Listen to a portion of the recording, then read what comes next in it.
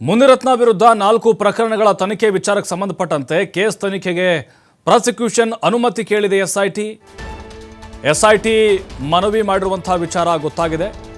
ಅಧಿವೇಶನ ನಡೀತಾ ಇರುವಾಗ ಮನವಿ ಮಾಡಿದ್ದಾರೆ.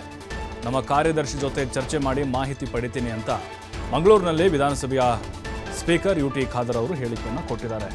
ಯಾಕಂದರೆ ಈಗಾಗಲೇ UT ಖಾದರ್ ಅವರು ಇದರ ಬಗ್ಗೆ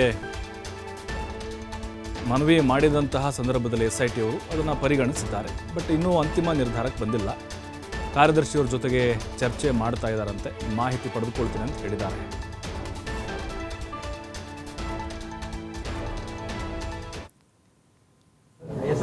SIT ಪ್ರಾಸಿಕ್ಯೂಷನ್ಗೆ ಕೇಳಿದ್ದಾರೆ. ಸೆಕ್ರೆಟರಿ ಡಿಸ್ಕಸ್ ಮಾಡ್ತೇನೆ ಸೆಕ್ರೆಟರಿ ಜೊತೆ. ಬೇರೆ ಪ್ರಕರಣಕ್ಕೆ ಸಂಬಂಧಿಸಿದೆ. ಬಟ್ ಇದರ ವಿಚಾರ ಸಂಬಂಧಪಟ್ಟ ಹಾಗೆ ಏನು ಕೇಳಿದ್ದಾರೆ ಇಲ್ಲೋ ಏನಂತೇಳಿ ನಮ್ಮ ಸೆಕ್ರೆಟರಿ ಜೊತೆ ಡಿಸ್ಕಸ್ ಮಾಡ್ತೀವಿ.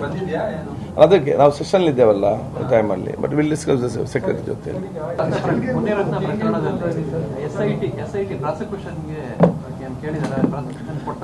Secretary discuss